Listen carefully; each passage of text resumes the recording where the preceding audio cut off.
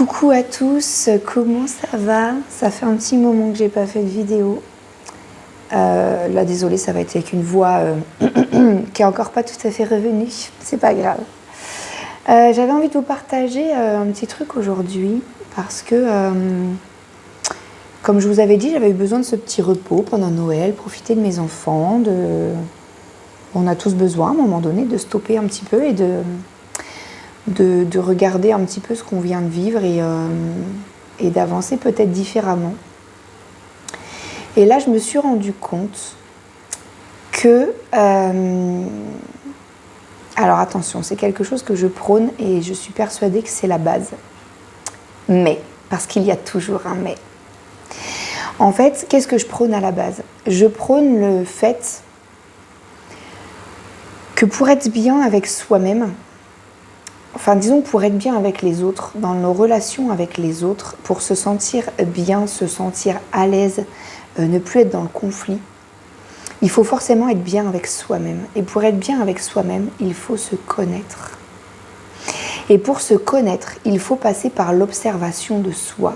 Il faut apprendre à connaître nos mécanismes, nos schémas, nos façons d'agir, de réagir avec les autres, avec soi-même, pour aller observer toutes nos facettes, parce qu'on en a plein des facettes. On est ça, on est ça, on est ça, on est ça aussi et ça aussi, on est plein de choses. On a des bonnes facettes, on a des facettes un peu moins bonnes. Alors, bon, je suis dans le jugement là pour le coup, mais on a tendance à se juger soi-même de toute façon, à justement réprimer des fois les facettes de nous qu'on n'aime pas trop. Et en fait, ces facettes-là, c'est justement celles-là qu'il faut aller voir. Parce que c'est dans celles-là qu'on apprend le plus de nous, en fait. Alors, c'est bien aussi d'aller voir les bonnes facettes, parce que c'est ce qui nous constitue aussi. Mais on a tendance à focuser là-dessus et pas sur le reste. Mais en fait, il faut focuser sur le tout. On est un ensemble d'émotions, on est un ensemble de ressentis, on est un ensemble de réactions, on est un ensemble de bonheur, on est un ensemble de souffrance, on est un ensemble de tout. Et il faut tout regarder, il faut tout observer pour venir apprendre, en fait. Et dans cette phase-là d'apprentissage de nous-mêmes, il y a plusieurs étapes à passer finalement. C'est ça, moi, que je propose avec mes soins, avec mes accompagnements. Voilà, avec mon accompagnement. Mais, comme je vous disais, il y a un mais.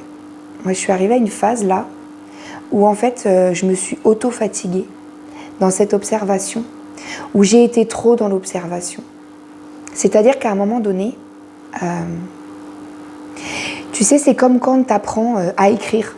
Quand tu es petit, tu apprends à écrire. Au bout d'un moment, ton instinct, il ne te fait pas répéter à faire écrire toujours des lignes et des lignes de lettres. À un moment donné, une fois que tu sais, c'est bon, tu passes à écrire des mots, quoi. Puis une fois que tu sais écrire des mots, tu passes à écrire des phrases. Et puis après, tu passes même au fait de les créer, tes phrases. C'est même plus de les réécrire, c'est de les créer toi-même. Parce que tu passes dans une espèce de compétence un peu plus. Voilà. Et moi, je suis tombée dans ce piège-là, clairement, de la surobservation. C'est-à-dire que, même quand il n'y avait pas besoin d'observer, j'étais quand même dans ce truc d'analyse, en fait. Donc je ne dis pas que j'y suis plus d'un coup. Ça va être encore un autre travail à refaire. C'est-à-dire que là, j'étais dans la compétence consciente. C'est-à-dire que, qu'est-ce que je veux dire là-dedans? Dans la compétence consciente, c'est-à-dire que je maîtrise le fait de m'observer, mais c'était, à un moment donné, c'est un exercice qu'il faut forcer à faire. C'est-à-dire qu'à chaque situation de vie, il fallait que je me pose, j'observe ci, j'observe ça, qu'est-ce que je vois là-dedans, voilà, ok. Et en fait, j'étais toujours dans ce mécanisme-là, alors que je ne vais pas dire que je suis devenue une compétente de l'observation inconsciente. La compétence inconsciente, c'est quand ça devient quelque chose de naturel, comme là maintenant, tu écris un mot, sans même réfléchir à savoir comment on forme un A, comment on forme un B. Bon, là, voilà. Je sais maintenant comment m'observer, je sais aller chercher en moi les souffrances et les choses qui viennent se révéler, et je sais comment les transcender. Donc, je ne dis pas que je suis devenue une compétente inconsciente totalement, parce qu'il faut encore que j'y prête attention sur certains trucs, mais je ne suis plus non plus une compétente consciente, dans le sens où il y a des choses qui se font naturellement. C'est quelque chose maintenant qui est devenu, naturel en fait dans ma façon de vivre et dans ma perception de la vie et dans ma perception de moi-même et des choses en fait, dans ma perception d'évolution de soi-même. Voilà, c'est... mon formateur là-dessus disait toujours que la pleine conscience c'est un art de vivre, et c'est ça en fait. Faut pas que tu dises j'apprends des clés je les mets en place tous les jours et puis hop, une fois que j'en ai plus besoin, c'est bon. Non, il faut que ça devienne quelque chose de naturel. Tu sais, je vais te donner un exemple, c'est comme les gens qui disent, allez, il faut que je perde du poids, je vais faire un régime, puis après je reprends mes habitudes d'avant. Ah non, parce que tu vas reprendre les kilos que tu as perdus, hein. À un moment donné. Il faut juste que tu changes ta façon, ta perception de la nutrition. Il faut que tu changes tes habitudes. Il faut que ça devienne quelque chose de naturel et quelque chose de confortable pour toi dans ton quotidien pour garder les bonnes habitudes sur le long terme. Et bien, la pleine conscience et le fait de savoir s'observer, savoir se connaître et de savoir se réinventer et de se remettre en question à chaque situation de vie, et ben c'est ça. C'est d'apprendre à venir s'observer. C'est d'avoir des clés au départ, d'apprendre à s'en servir et au bout d'un moment que ça devienne naturel. Moi, je pense que c'est devenu quelque chose de pratiquement naturel, mais en fait, j'étais toujours dans cette surobservation parce que j'avais gardé dans ma tête que ça devait être quelque chose un exercice de sortie de zone à chaque fois et un peu compliqué et un peu, voilà. Au départ, quand on n'a pas l'habitude, c'est pas évident d'aller s'observer. Il faut bien reprendre chaque point à chaque fois, enfin voilà. Mais maintenant, c'est devenu naturel. Et ça, j'avais pas mis la conscience, moi, là-dessus, que c'était devenu quelque chose de naturel. Donc j'étais dans la suranalyse de moi-même et je me suis auto-fatiguée, en fait. Et c'est ça, c'est bien d'apprendre à se connaître, c'est la base. Franchement, je le prône à 3000%, c'est la base. Une fois que tu te connais, c'est bon, quoi. Une fois que tu te connais, tu sais où tu veux aller, tu sais où tu veux plus. Surtout, tu sais où tu ne veux plus aller, ça c'est important de ne pas... Voilà.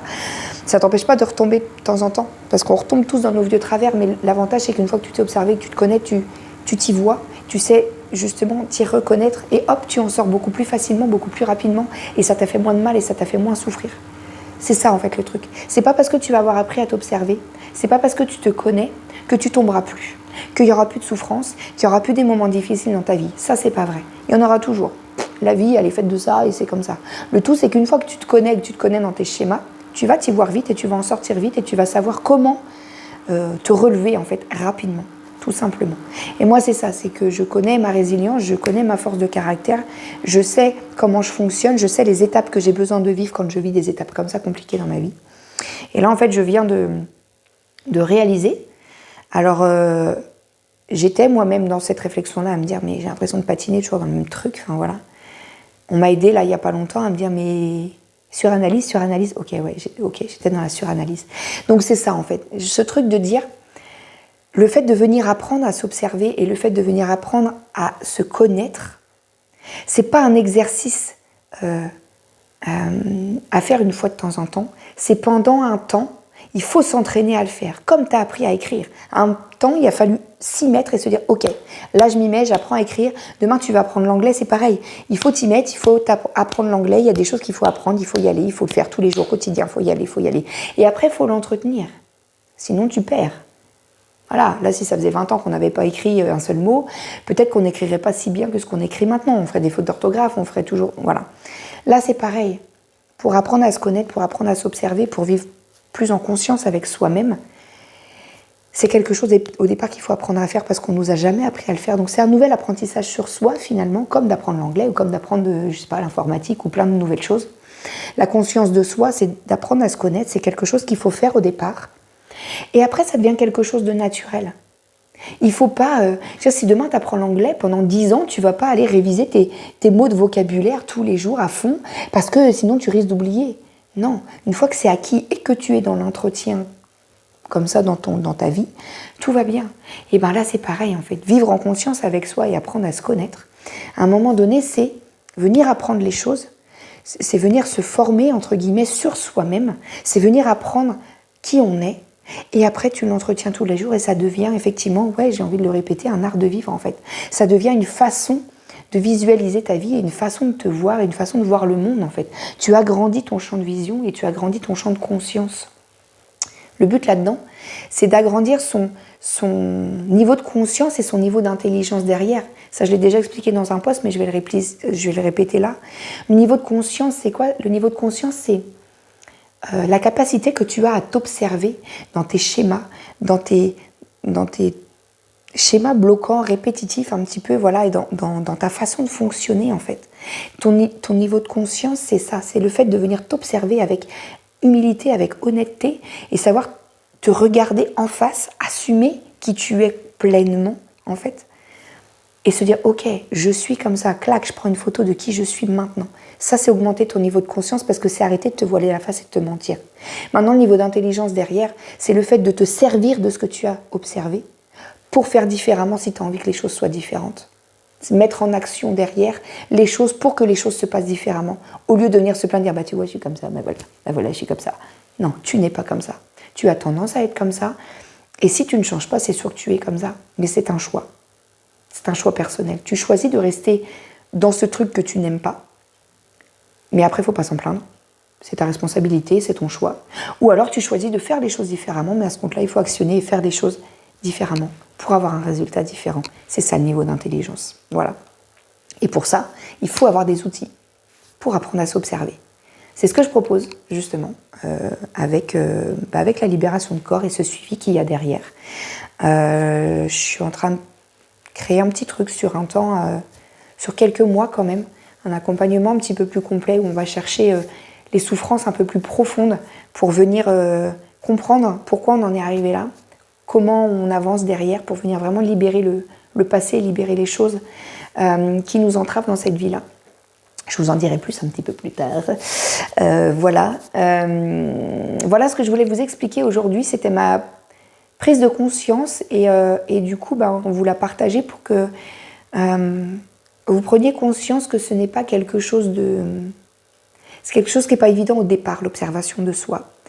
Parce que, en fait, la base, c'est pas l'exercice en soi qui est compliqué. Tu te poses 2-3 questions et il faut y répondre, en fait, simplement. C'est pas des trucs super compliqués en soi, c'est pas une technique de dingue à apprendre. Ce qui est le plus compliqué, c'est l'honnêteté et l'humilité envers soi-même. Savoir se dire, ah ok, je suis comme ça, ah ok, d'accord. Ça, c'est pas facile. C'est vrai, c'est la partie la plus compliquée. Mais c'est la base. Une fois que tu as réussi à te dire, ok, je m'incline face à moi-même et je me regarde dans le miroir avec honnêteté, tout va bien. À partir du moment où tu arrêtes de te mentir à toi-même, en fait, tu ne peux plus mentir aux autres. Et tu ne peux plus faire la même chose. Une fois que tu as arrêté de te mentir et que tu te vois, tu es obligé, en fait, d'assumer. Et donc, tu es obligé de te dire, non, mais là, il faut que je fasse différemment, parce que là, c'est pas possible, j'assume pas. Si je l'assume pas, faut que je fasse différemment. Sinon, tu assumes et, comme je disais, tu te plains pas. Voilà, la systémique, en fait, c'est juste la prise de conscience et la prise de responsabilité, c'est la base. Mais après, voilà, l'étape d'après, c'est de ne pas tomber dans la suranalyse, comme moi, j'ai fait là à un moment donné. Et après, il y a des schémas encore derrière, hein. Schéma de performance, le fait d'être toujours bien sous tous les angles pour pas qu'on dise que voilà. En plus, moi, je suis un peu dans ce truc de me dire là, j'essaie de transmettre un peu des choses, donc peut-être qu'il faut que je sois parfaite. Non, en fait, je ne suis pas. La preuve, je viens de tomber dans le piège là comme une bleue. Mais c'est parfait, c'est très très bien parce que là, je m'y suis vue et c'est très bien. Et du coup, je vais encore passer un palier parce que je vais pouvoir avancer différemment et arrêter de me prendre la tête et juste vivre en fait. Et me dire, voilà, je vis comme je dois vivre et basta. Voilà. À un moment donné, c'est ça. À un moment donné, on arrive à ce stade-là. Mais il faut déjà passer par l'apprentissage de soi et la conscience de soi. Voilà ce que je voulais vous partager aujourd'hui, les amis. Donc, je ne sais pas trop si je vais vous repartager des moments d'ici la fin d'année, parce que je prends un petit peu encore ce temps pour moi. Et en attendant, je vous souhaite de très très belles fêtes de fin d'année si on ne se revoit pas d'ici là. Profitez de vos proches, profitez de la famille, prenez soin de vous, vraiment prenez soin de vous. Vous êtes la personne la plus importante au monde pour vous-même, ne l'oubliez jamais. Je vous fais des gros bisous, je vous souhaite une belle journée, une belle fin d'année et à bientôt. Salut, salut!